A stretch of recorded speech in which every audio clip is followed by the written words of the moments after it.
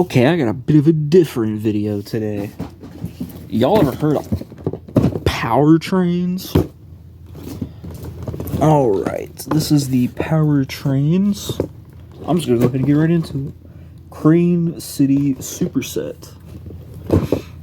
This is the first ever, or well, I guess I should introduce the bonus item with today before I get started on the backstory. The Series 1, is there like a name for this? The Industrial Freight Pack. You get this flatbed with pipes, a gondola, the crane car, which is half the reason I bought it, and then another tanker. Super cheap too. I'm surprised this wasn't stupid expensive. This is my first Facebook Marketplace purchase. This was only 20 bucks. I think the only one on eBay right now is like almost 200. So let me grab my keys here and we'll get right into the unboxing. Now, Powertrains was a line by Jakks Pacific that lasted from 2012 to 2018. Then in 2018, they rebooted it to Powertrains 2.0, which, oh, okay, that's cool. Everything will spill out. Let me set up the camera here. Alright, like I was saying, Powertrains 2.0 was like a reboot where they switched the trains from like pseudo HO, I guess, to N-scale. And I don't think those lasted too terribly long. I would show you what the inside of the box looks like, but everything decided to fall out of it, so I will attempt to reconstruct it to the best of my ability. It looks like that would go there. Alright, now here's what the inside of the box looks like. Curves and such, the track, which we will get into. Now, Powertrains, for me personally, I have a history with it. I used to have a pretty sizable collection, and then it all just like disappeared off the face of the planet. So I was feeling nostalgic, saw this on Marketplace, saw this on eBay for like $15, and because I wanted to get more Ertl track for Ertl Thomas engines, and since it's like impossible to get track that isn't curves or a roundhouse set, because I already have one, I don't need another.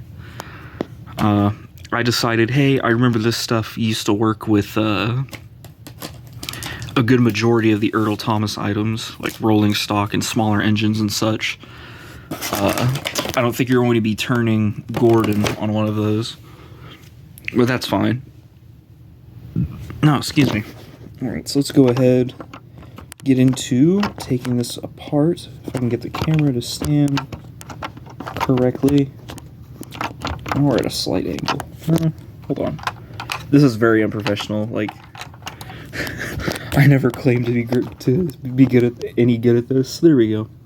That'll work. All right. Where should we start first? Suppose let's go. All right. Here's the pipe load. Sorry about the lighting too. I was gonna do this earlier, but was waiting on this to show up in the mail because USPS is super slow. Didn't get here till like 5. So here's that. It seems to me there's a semi-truck in there. I think there's more loads for the flatbed, I think, and then like the crane base. I'll turn this to the side. I'll move myself to the side. It'll probably be easier to sit, or easier to see. Here's the crane base. Powertrains trees. These are fantastic. If you've been watching my videos for a while, all of my trees lost the bases because they're removable, like the Tomy trees. So they all sort of, here's one I already had versus a new one. Alright, we'll just keep going here. Curve track, bane of my existence for some ranges I collect. Stop and go track, similar to Trackmaster stuff. Now this will be the instruction booklet. I don't think it'll be that hard to put together. I'll immediately take it down and put it on the table. Alright, so here's the piece count. I've also noticed with a lot of powertrain stuff, there's not very good documentation of it.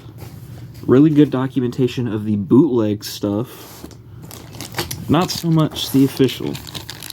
Here's the, wow, that is huge.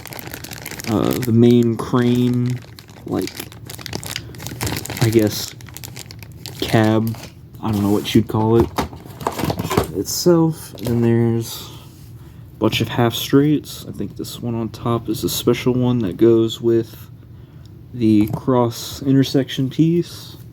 This is cool. I don't have any cross sections like this in any other range. At least I don't believe so.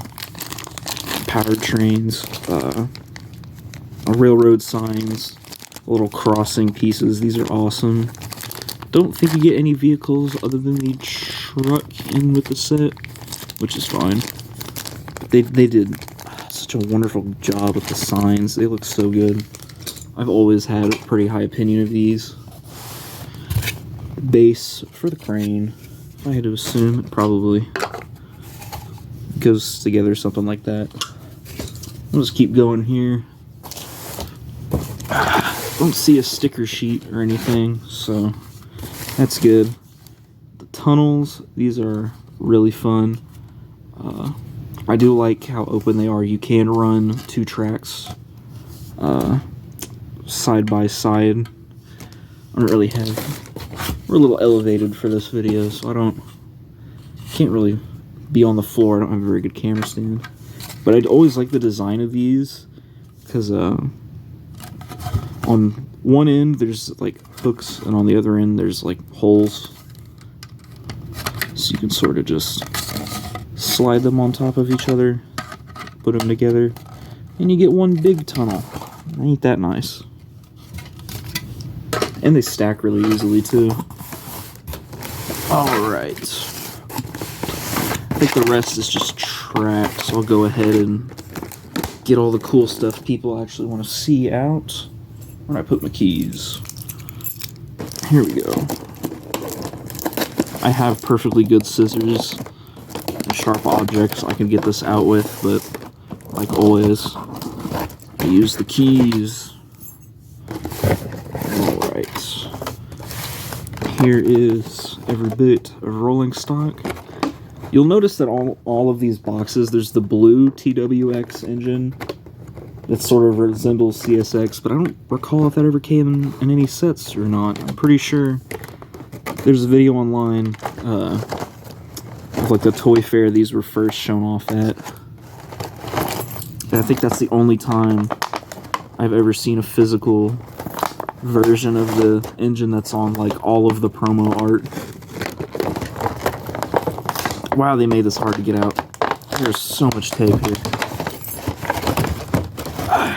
I am going to keep the box just for easy storage of all this. We'll go bottom to top. The caboose. The doors do open on both sides. This one looks like it is a little... Nope, never mind. Doors do open. Now the powertrain's line was like almost entirely recolors. They made a handful of molds. This gondola here came in so many different packs, and then they just recolored them accordingly, which is fine. I mean, they're train cars. They're good to have in bulk, and they're all super well detailed too. Like every piece of text on these is legible. And of course, I mean, some of them have silly loads like cryogenic fluid. I do like these just generic ones. We will unbox the, this is a bulkhead flatbed. They do have a regular red one that came in like every set ever, without the bulkheads on it. Of course, the locomotive. I haven't held one of these in forever, let alone a fresh one. These are awesome. I had the green one. The coupling system. Super nice. They're very well constructed. Yeah, a good majority of it is stickers, but since these are targeted for a slightly older audience, I think you're bound to be a little more gentle. So go ahead and demo one on camera. If I can get it open. Now they do have working lights in the front, and they are 2-speed. I always liked it to leave it on the slower speed. They just looked more realistic that way. And of course, there were tons of engines. They only ever did like 2 steam engines, though. Oh, I got the light on. Where's... Oh, well, there goes one of the batteries.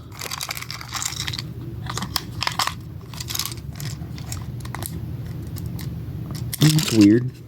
Oh, one of them wasn't in all the way. There's the light. Oh, there is some life. Like, it wants to go.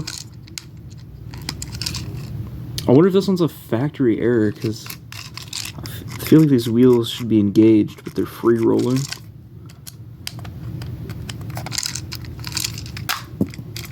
Bummer, dude. I was gonna try. I was hoping I could show one of these running. Oh, there we go. There's the fast speed. There's the slow speed. I mean, this has been in the box since it came out. Like, this was sealed too, even. I think if I remember right, the batteries in these last about an hour, 2 hours on the lower speed. But, I'll go ahead and set this fellow off to the side here. And we'll go ahead and, I guess this will be a bonus for the video. We'll go ahead and open the Series 1 4-pack Industrial Freight. Now, another thing about this range, it was very cost-effective. I went back and, like, in all the video reviews and stuff, nothing in this line ever crosses over the $50 range unless you're buying one of the giant sets.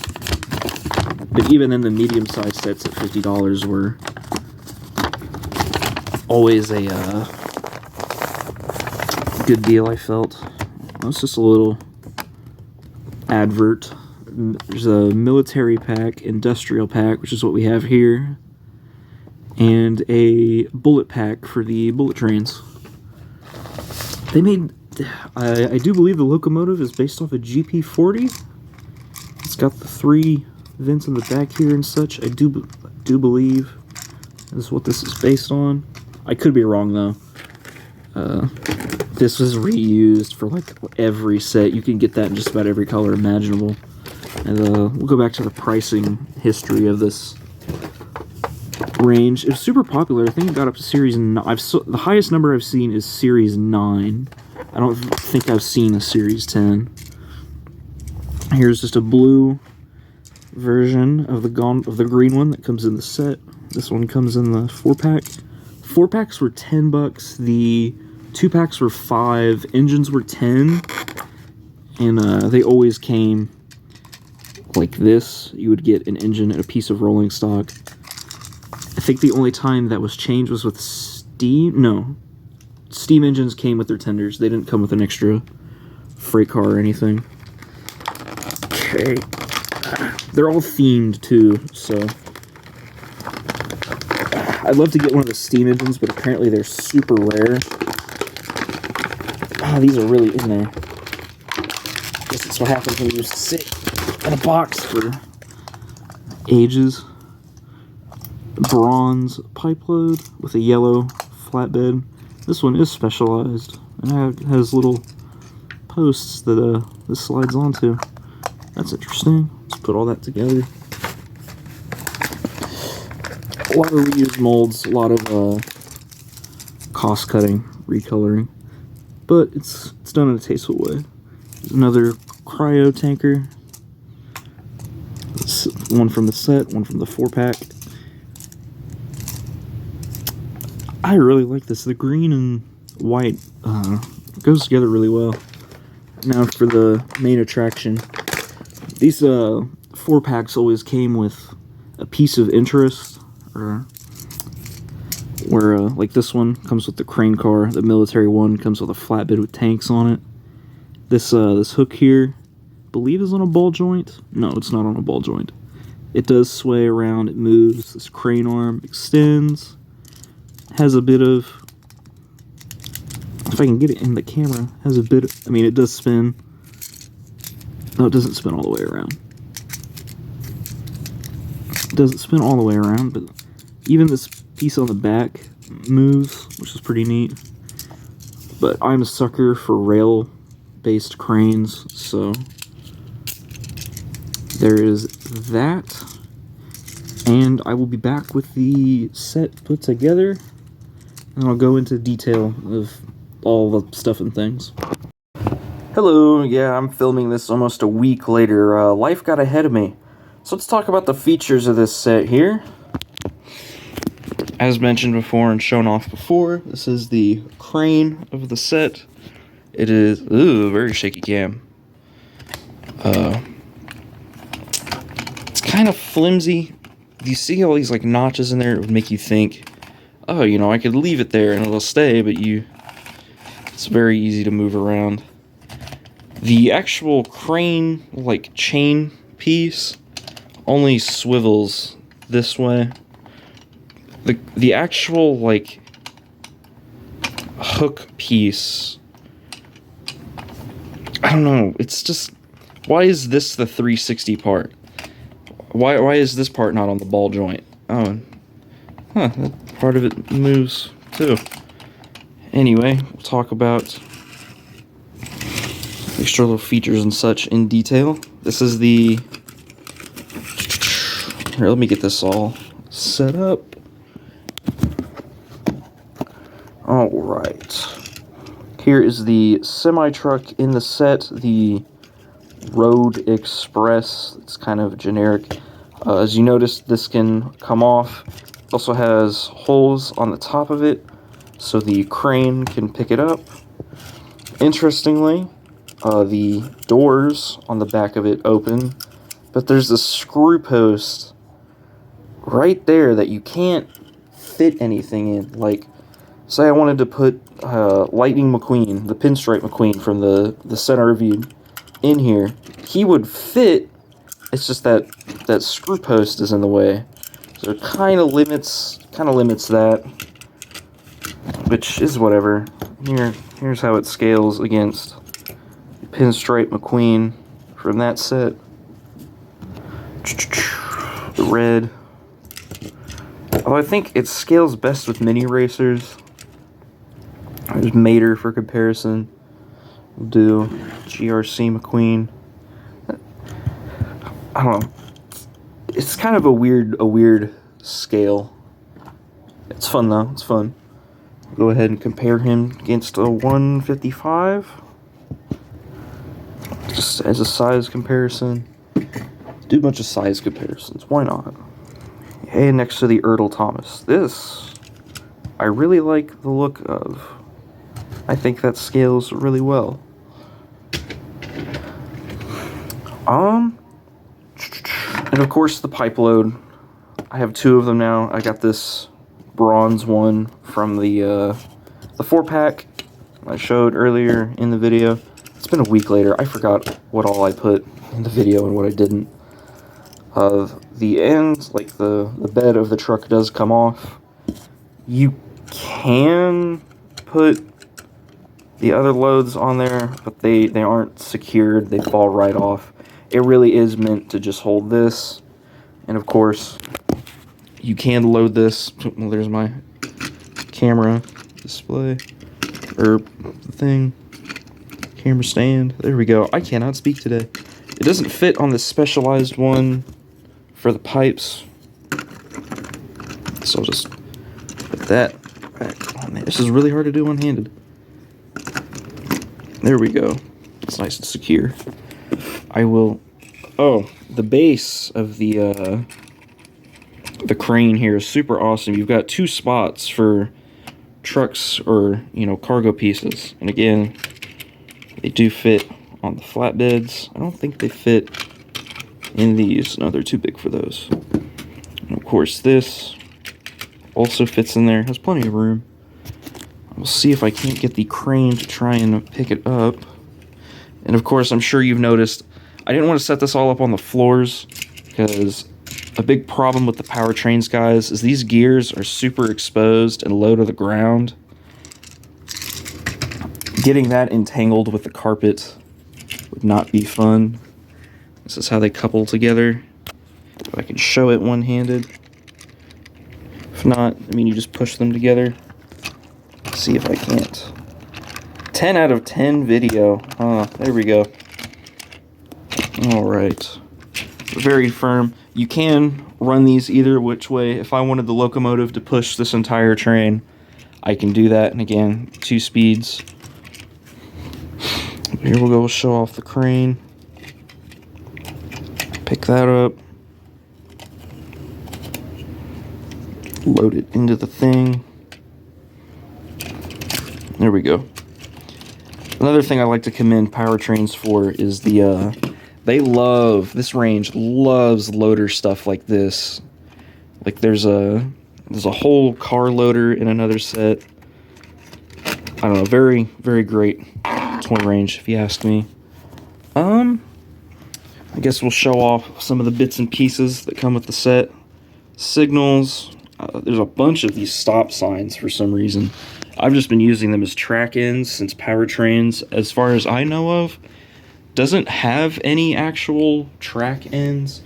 Of course, I have some lovely Ertl stuff into it. Very jank connection there. But, you know, this is just to be here, to look nice. Get out of here.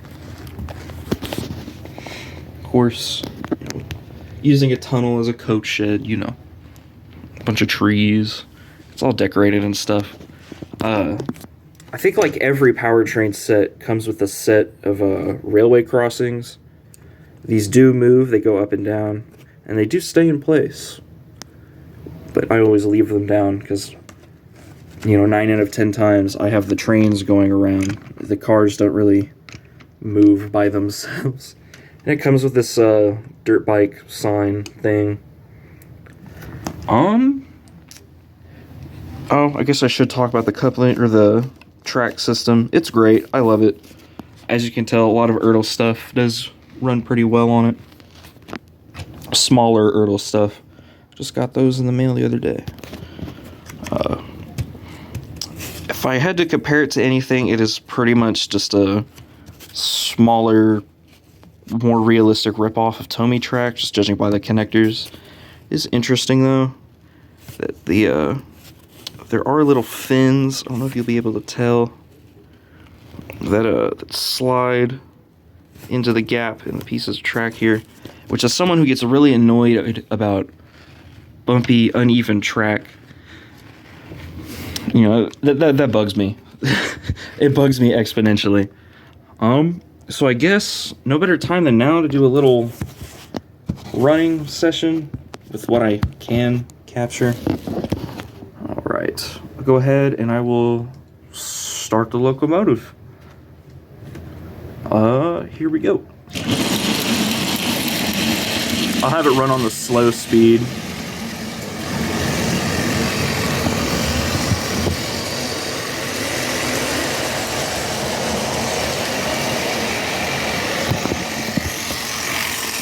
As you can tell, it's a really strong engine. This is pulling every piece of rolling stock I have.